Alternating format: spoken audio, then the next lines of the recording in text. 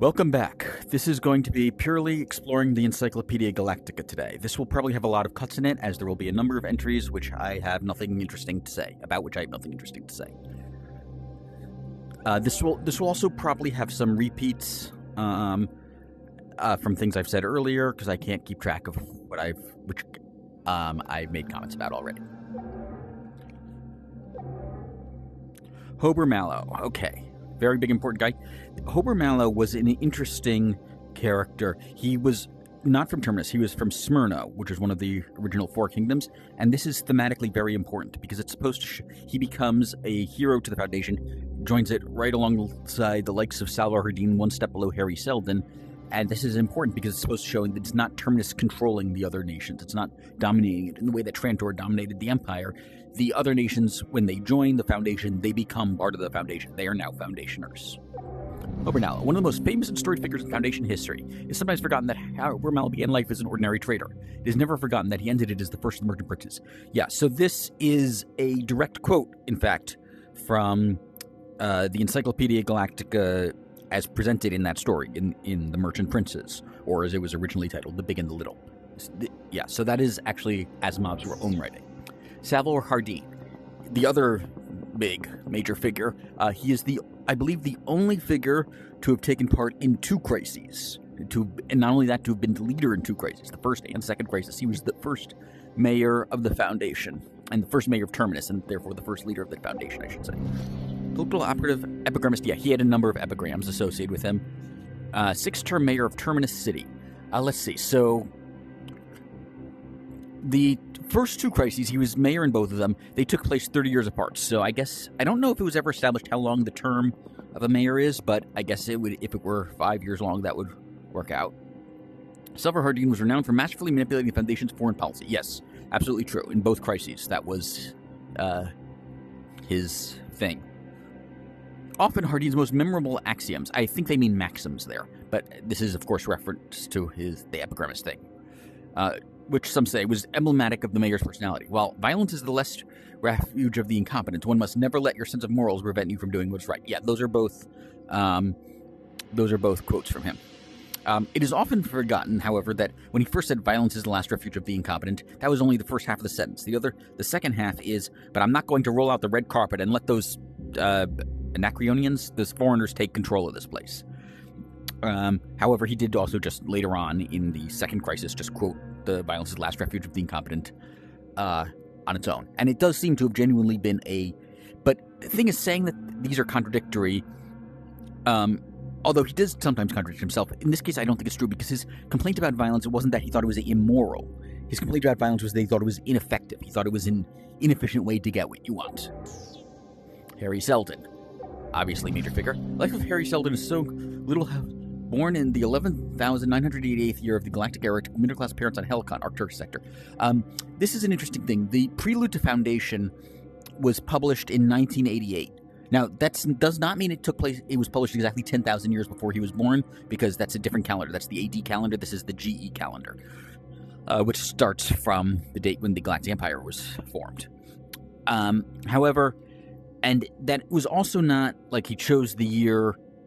Asimov did not choose the year 11,988 in reference to that. The year had been established long before, decades before he published that, but he chose the publication date of that book to match that year. He tried to get it published exactly in 1988 for that reason.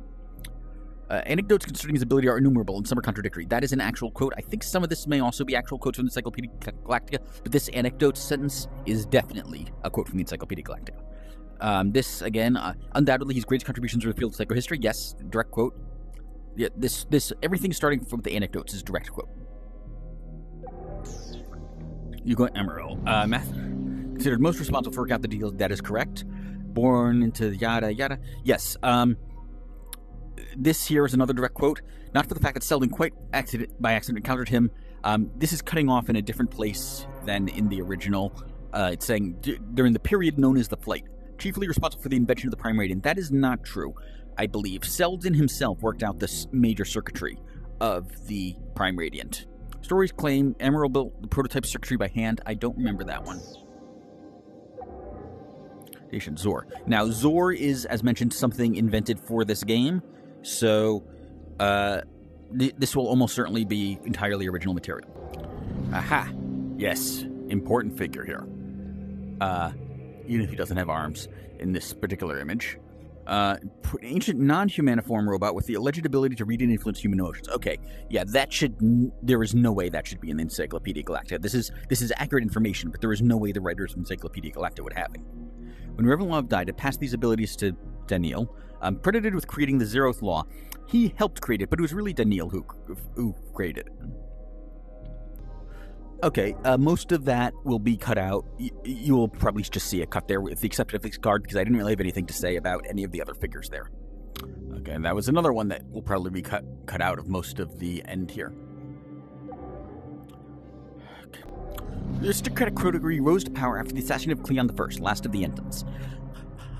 Sort of true, but it was significantly later. They didn't take power immediately, although I think this... This may actually be a quote from line in Foundation that was later retconned.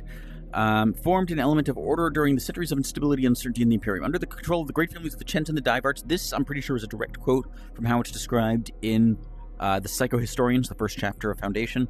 Eventually generating blind strength for maintenance of the status quo. Imperial Guard. Elite unit of the... I looked it up. Imperial Guard is a term used in the series, even though they normally just use Army and Navy. This thing here about it being the protection, being the Secret Service, I'm pretty sure is an invention of the game. 25 million is the accurate number. I don't know if 1 quintillion is established. City World, blah, blah, blah. So this is kind of a cute touch. In the original series, Trantor was said to be literally at the center of the galaxy. Later on, in Foundation's Edge, it was relocated to being merely in one of the arms very near the center of the galaxy.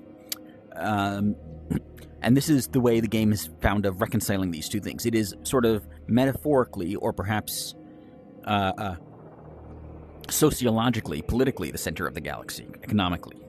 Founded by Emperor Franken I. I don't believe that was something mentioned by Asimov.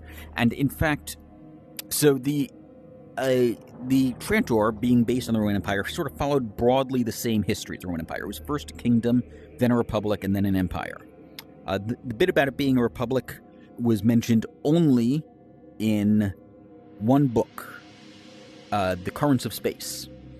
But the part about it having at once been a kingdom was also mentioned in Prelude to Foundation. Led by a succession of dynasties, although the Entons were generally considered the last strong emperors. Not quite correct. There's a lost strong dynasty. Cleon II, who came significantly after the Entons, was the last strong single emperor.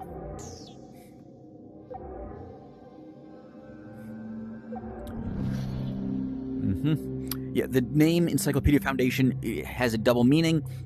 It was the Foundation, rather, has a double meaning. It was originally the Encyclopedia Foundation, but it is also the foundation upon which the Renaissance will be built. Should be single millennium, not single millennia. Established a second empire that restored peace to the galaxy. Initially settled by blah, blah, blah. Yep, that's all basically correct.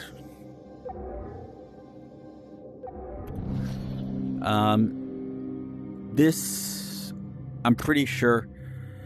This is all a direct quote from a line in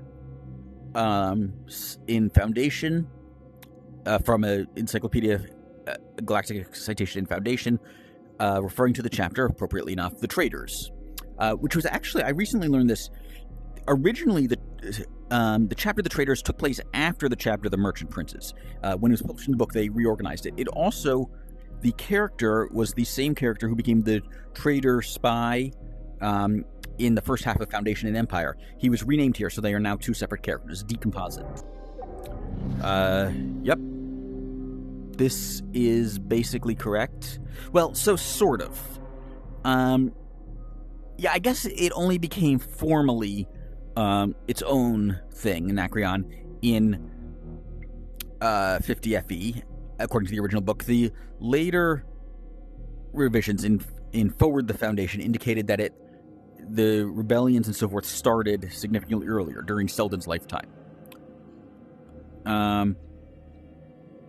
The location being strategically invaluable does not seem right to me. This is actually one of the important things, that it was way out at the ass end of the galaxy. It was the furthest from Trantor of any planet, I think. And I think they just wanted to control it because they wanted to control everything they could. Yep, this is correct. Fusion technology to gain the alliance of its remaining 3 neighbors. It's technically correct. Leverage the foundations to gain alliance of the remaining 3 neighbors is technically correct. It's extremely misleadingly phrased.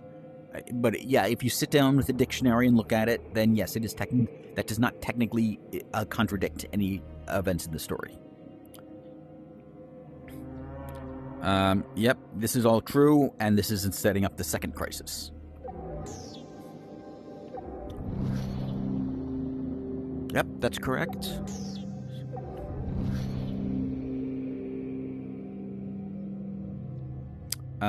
This is all correct. This thing here, Selden's first theorem, is, I believe, an actual quote. This is not 100% correct. It is true that in the specific case of the first foundation, they tried to keep them unaware of psychohistorical analysis, because then their degrees of freedom would increase beyond what their mathematics can handle. But the second foundation, which is made up of psychohistorians, was also, its actions were predicted by Selden. It was much harder to do, but it was also much smaller. So they could predict it, even though they were aware of psychohistorical analysis. Because self-fulfilling prophecies are a thing, which meant that the second foundation in its development was set to produce a certain particular group of people at the time the Second Empire is formed. But even though it is much smaller and everything, it is mentioned by Ebbling Mist that setting up the second foundation was a way more complicated, more difficult project than the first foundation. Presumably because they knew psychohistory. This is, in fact, a real trial from the beginning of Foundation. I don't believe it was ever actually given the name Harry Selden versus the Empire. And I think under our naming conventions for court cases, it would be Empire v. Harry Selden. Although, of course, it is possible that the Empire has different naming conventions. Yep. All that is correct. Yeah, this is an actual quote. He says, this is exactly how he phrased it. Fraudulent. Yep. All basically correct.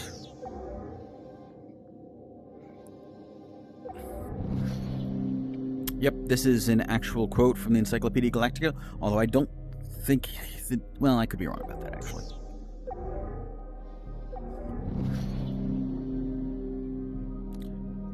Yep, true. The name here, Venus, became a bit of an issue because it's really hard to find a way to say that in a way that isn't silly. The BBC did a series of audio plays based on Foundation, and what they came up with was Venus. The silliness of the name is probably intentional, because Venus, or Venus, however you pronounce it, is actually genuinely an idiot. This was actually an interesting thing. You've heard of the sorting algorithm of evil. You face more powerful enemies as the story progresses. The Foundation, though, they're sorted not by power, they're sorted by intelligence. The first crisis, wasn't even really a person. It was just impersonal forces. Second crisis was Venus, who's an idiot. The third crisis was the Condor of Corel, who is a bit below average intelligence. Fourth crisis was Belriose, who is a military genius and fairly bright in non-military matters. Then comes the Mule, who is significantly less powerful than Rios in most respects, but is very smart, very courageous. And finally, there's the second Foundation, who is like almost superhuman intelligence. This is a thing. The stories are really mystery stories. You're trying to figure out what the solution to the crisis is going to be. And Asimov always plays fair. Asimov also wrote a number of mysteries, Asimov always plays fair. He gives you the clues you need to figure it out.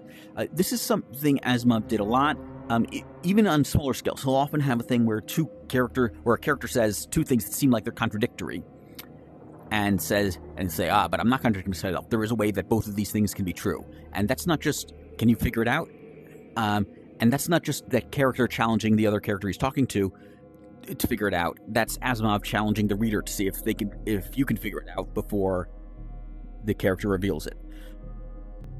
This is something the mule said. Envision minds as dials with pointers to indicate the prevalent emotions. That was something the mule said when talking to Beta and Toran at the end of Foundation and Empire. Yep, Metallics have differing potency to combine their powers. That is Wanda Selden and Stettin joining their powers in Forward the Foundation.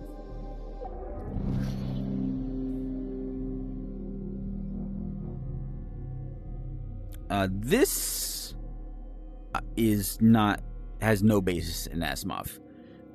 This is to help explain certain events towards the end of this game, where you can apparently do that.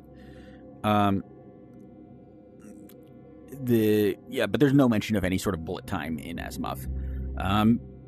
Physical exertion, maintaining one required a great deal of focus. I think that's true.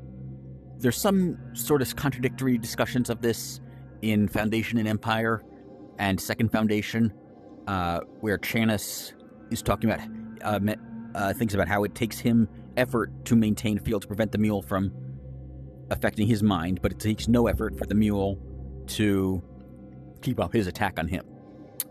The radius being determined by these things, efficacy is to some extent true.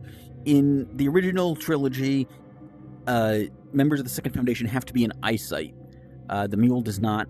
That is later abandoned in Foundation's Edge. It is not clear that is, however, a mistake, because their mastery of mentalics is continually advancing, and the Foundation's Edge takes place 100 years after the events of Second Foundation, so it may just be that they're better now.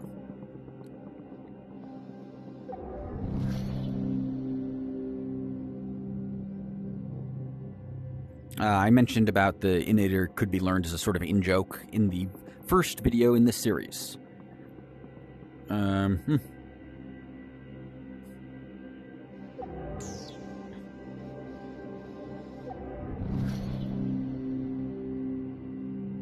Yeah, this is correct. They're more empaths than telepaths.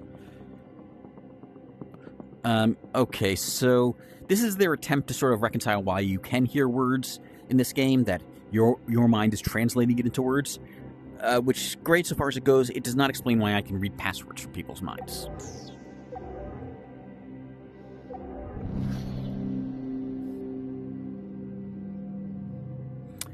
So this is an interesting thing. I discussed this in an earlier video, that my character should not be able to kill that easily with his mind. Even the mule required mechanical help to do that, and the mule was supposed to be off the charts powerful.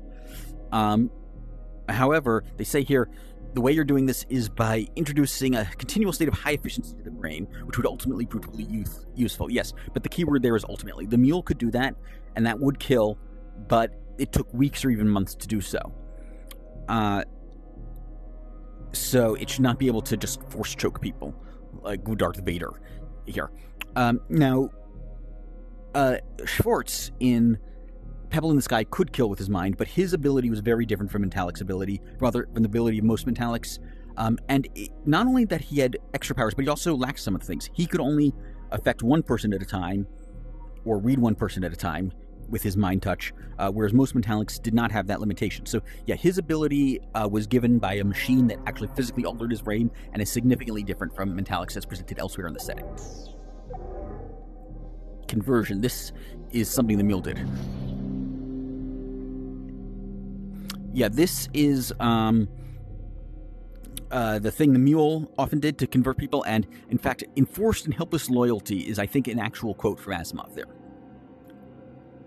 This is something the mule said. He at one point claimed that converted servants might lack the motivation to be good. However, I don't actually think he was telling the truth there. He was lying. He was trying to come up with an excuse for something he wanted to do for other reasons that he didn't want to say immediately. Yeah, this is true and is an important event in the course of Second Foundation. Yeah, that is absolutely true. When someone mind control is released, he suddenly wants to kill the person who mind controlled him, understandably. This ability was most famously, this is almost certainly going to be most famously used by the mule. And in fact, I think in the original trilogy could only be used by the mule. Most metallics were not that powerful. But again, that was something that was retconned. Yeah, this is a reference to something Treves says in, I think it's either Foundation's Edge or Foundation and Earth, that when they're doing mathematics involving the galaxy, you actually treat the hyperspatial galaxy and the relativistic galaxy as two different things. And in fact, a common prank to play upon common prank to play upon new students is to give them an equation that is expecting one of them and give them the terms or physical objects associated with the other, and it won't work. And they let the student flounder until someone comes along and explains that they're using the wrong one. Yep, this is all basically correct, as explained in whatever it was, Foundation and Earth or Foundation's Edge, I forget which.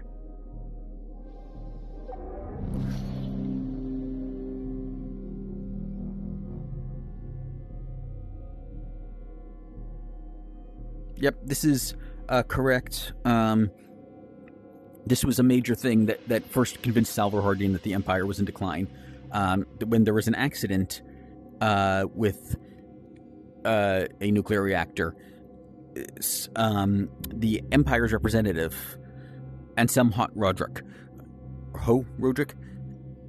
said that the Empire was considering establishing limits on the use of nuclear power, and Salvor Hardin was like, the obvious approach would be to train better engineers so that you don't have these accidents, but no, we're just going to restrict it.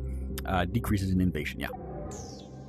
Neutron stars, as mentioned, I don't think appear anywhere in the books. If they do, they would appear in either Foundation Earth or Foundation's Edge, because at the time Asimov wrote the original trilogy, neutron stars had not yet been discovered. Yep, true. Robots are described.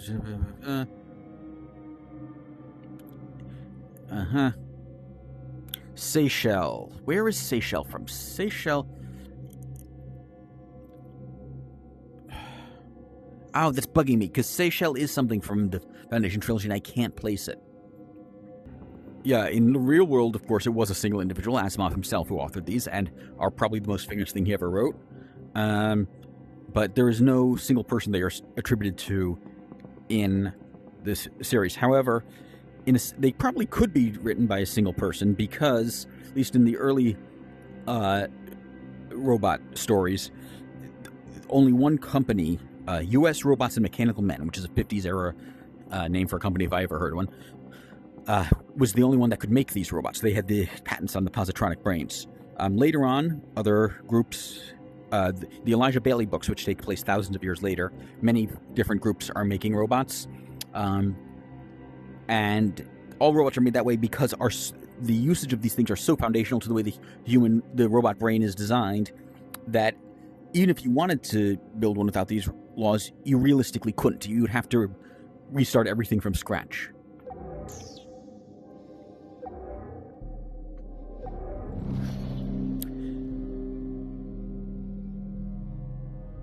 Yep, this is a very serious thing. They discuss this in Robots and Empire, about how you determine that. One big problem Daniil discusses in Prelude to Foundation is, how do you define harm to humanity? This is also a major part of the plot of Foundation and Earth, where he is trying to find a way to get around these limitations. Yeah, it sounds good in theory, but the more you think about it, the more problems arise. Heat sinks, yes. Yeah, that is correct. As mentioned in Prelude to Foundation, Experimental Doll Sector, yep, that is correct. Yep.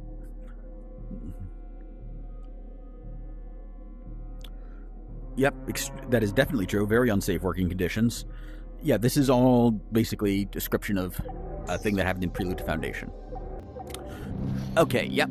This is something discussed in the first half of Foundation and Empire, and as Belriose says, it was most famously used by the Emperor Loris VI. In fact, it is bad tactics in the real world. Somebody pointed this out, and Asimov took that criticism on board and used this knowledge when writing Second Foundation. Preventing counterattack from flank or rear. That's something Belriose says because I shall have no flank or rear with respect to them, which is not actually how that works. Sort of true. This is something Belriose says. You could argue that he himself lost. He made a completed enclosure. But at the time he was speaking, it was true. And you could argue that he didn't lose. It sort of depends on how you look at it. Yeah, this is all a reference to something mentioned in Foundation and in Foundation's Edge. However, this here is a change. Terrified of the hitherto unknown effects of a fusion overload. No, they did know the effects. They just thought the effects were horrible.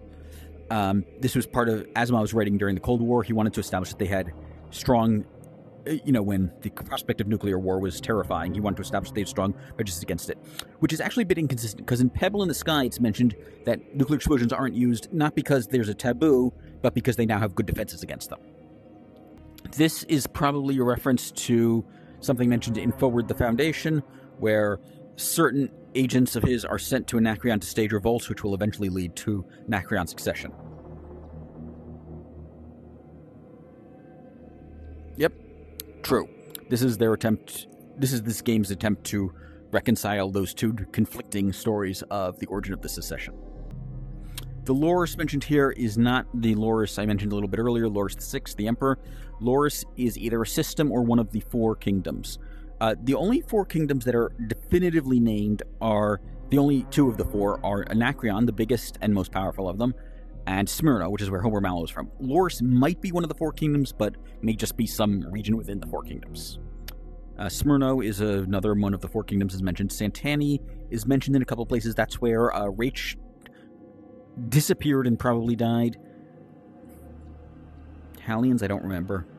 Yeah, he says here that they had the advantage that they had fusion technology, which most of the other nations, during the fall at least, did not, except, of course, for the Foundation.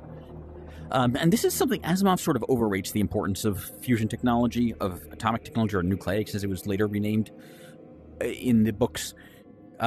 He says there's no answer to fusion, that you can't win against fusion. And fusion technology, atomic technology, is an advantage, of course. It is not nearly as huge an advantage as Asimov seems to think it is. Although, who knows, maybe tens of thousands of years ago we'll have better fusion and it'll give more advantages.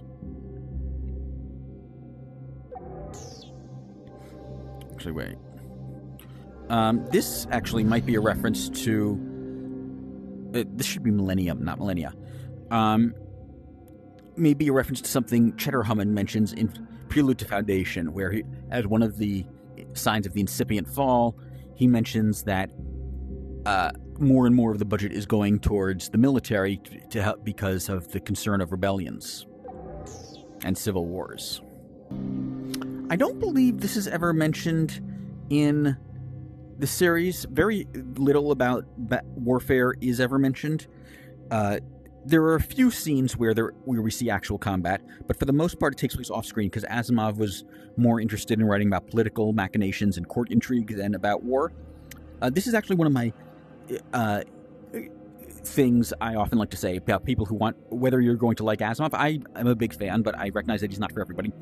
There is a bit in one Asimov book where the key factor that allows the hero to overthrow the evil dictator is the hero's superior knowledge of tax policy.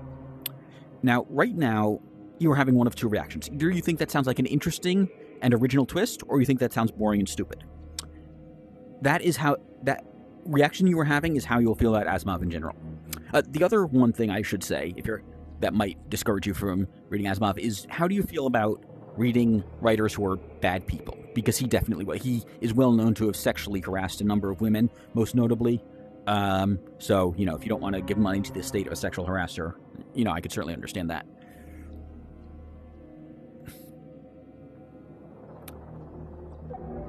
But anyway, so there are no... I forgot where I was going with that.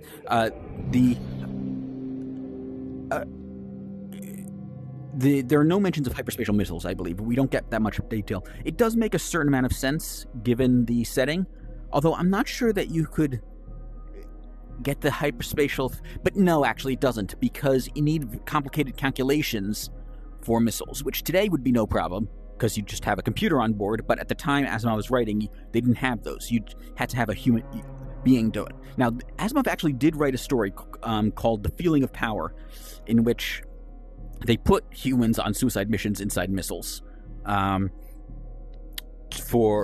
because, according to them, it's less expensive than putting a computer in.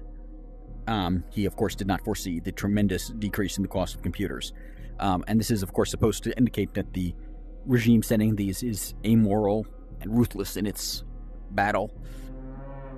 But the Foundation series is not that story.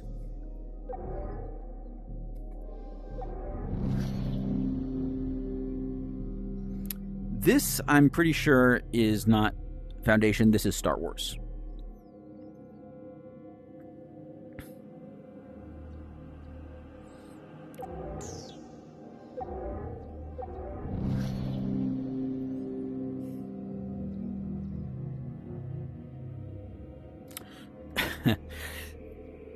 So, railguns, I'm pretty sure, are not mentioned. There's actually kind of an interesting... In the real world, one problem with railguns is that the projectile fires so fast that the heat of the air resistance melts the barrel behind it. If you were using these in space, that, of course, would not be an issue, because there's no air to create air resistance. But the thing that made me chuckle here says the law codes of Abaramis. Now, many of the events in the Foundation series are references to various real-world historical events, especially the Roman Empire. Bel Riose is Belisarius, the mule is Timur the Lame, and so forth. One that's pretty subtle that I didn't realize until recently, Anacreon, King Leopold, they have a levitator in his throne to overawe people. That is probably reference to something the Byzantine Empire did. The throne had gears, and it would be raised up the wall when foreign dignitaries were visiting in an attempt to overawe them. Whether that actually awed them, I don't know. Obviously, they did not have levitators back then. I mean, we still don't really have levitators, but by the standards of the time, that was advanced technology. But anyway, so what I was getting at says the law codes of Abaramis. That is almost certainly a reference to the law codes of Hammurabi. It is not something Asimov wrote, but it is something he would have wrote if he had thought of it. This bit here about once deployed comparative hazard to spacefaring vessels, that might be a reference to the famous conversation in Mass Effect. Sir Isaac Newton is the deadliest son of a bitch in space. I'm not sure that it would be, honestly, because space is very large. I feel like the odds of encountering it are pretty small.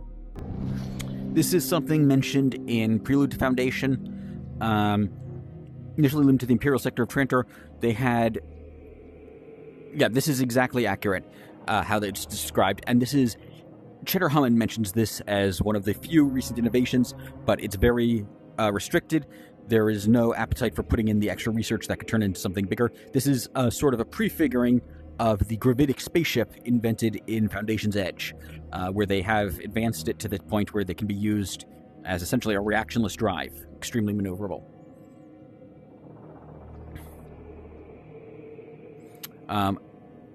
Adding the railings, they say they serve little functional purpose, so the technology got galaxy-wide. Unlikely, that is something Hammond was discussing about how it wasn't just a question of psychological toll, it was economically inefficient, the amount of energy it took to run it. And you'd have to address that feature, which I don't think the Empire at that point in its development could do. But of course, the actual reason they have that is to help prevent motion sickness. If you have this cap and stationary thing around you, that makes it less likely that you'll get motion sick from going up and down in VR. Okay, no, this is completely wrong. Hyperspace was invented long before the Empire was founded. It was invented, in fact, long before even Elijah Bailey's time. It was invented in Susan Calvin's time. They would never have been able to settle the other planets if they didn't have it.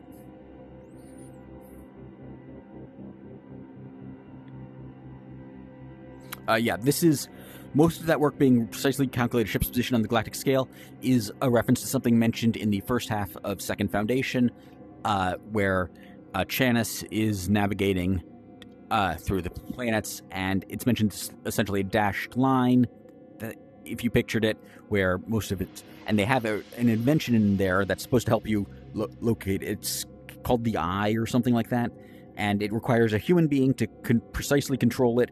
And it's presented as a really astonishing achievement that it takes no more than half an hour to locate your position, which of course is something we could today make a machine to do in a fraction of a second.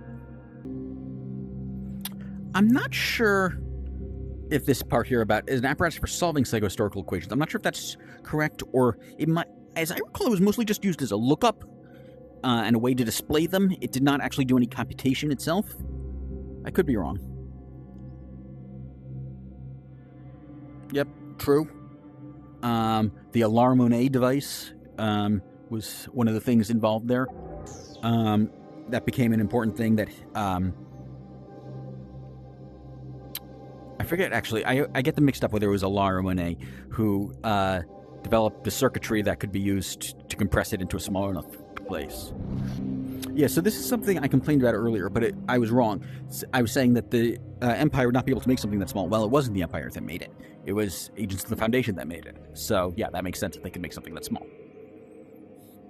However, there is no actual reference to this specific device being used, even though there are some places where I would think it would be used, where they do want to be disguised. This might be a reference to something Hober Mallow said when selling his products to Corel, when he described whittling with steel, which is something that one of his devices could do. You could cut steel that easily that you could whittle with it. Yeah, so there's no... It's actually not clear whether force shields could defend against kinetic weapons. The only times you've ever actually seen them being described and how they've been used against energy weapons. It's not contradictory to say that they could. It's just not addressed one way or the other in the original texts. Millennium. They consistently cannot get millennium and millennia straight.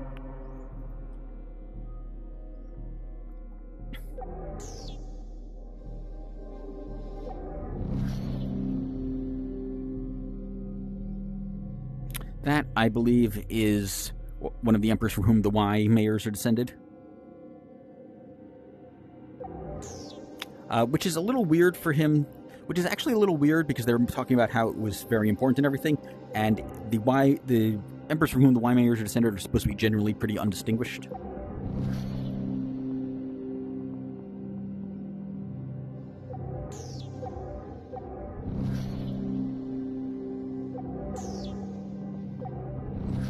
One of the most famous elements created by Asimov. This was, as I mentioned, the patent owned by U.S. Robots and Mechanical Men that allowed them to create actually intelligent robots. It was eventually adopted into many other texts. For instance, in Star Trek, a Data is described as having a positronic brain in reference to Asimov. Asimov actually had a pretty significant impact on Star Trek. When Roddenberry, at one point, this was during the original series, sent a letter to him asking for advice, saying that he had a problem. The network executives did not like Spock because they thought his pointed eyebrows and everything made him look demonic or satanic, and they wanted to focus on Kirk. The fans, however, were not crazy about about Kirk at that point and really liked Spock, so he asked his advice, and Asimov sent back advice saying, well, it's simple. Make them friends. In fact, make them such close friends that you cannot think of one without thinking of the other. And indeed, that happened. Asimov later on became a big fan of Star Trek and led some letter-writing campaigns to try to prevent them from canceling it, which did not work. Iridium and platinum, yes, that is correct. Well, I don't remember platinum. I remember iridium. Prenatal, I understand what they mean. It's kind of a weird choice of words here because they don't have a natality to begin with. Yes, this is a plot point in many Asimov stories, most notably The Naked Sun and Runaway. Yes, absolutely true. Cigar is vegan cigars. Vega was a major commercial hub in the Empire days, and vegan tobacco was considered extremely high quality. He, however, had to give it up early in the series as the fall of the Empire meant they could no longer get supplies from Vega. By the time of the Second Crisis, he has long ceased even wishing for them. He's has to do with the much lower quality tobacco he can get. The chief export I don't actually think is true. Vega is described as a commercial powerhouse in many ways. The cigars are just one of the many things they produce.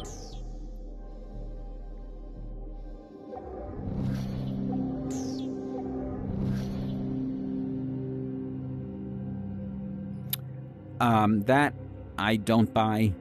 Asimov would not... millions of hours of lossless audio would have been considered completely implausible at the time Asimov was writing.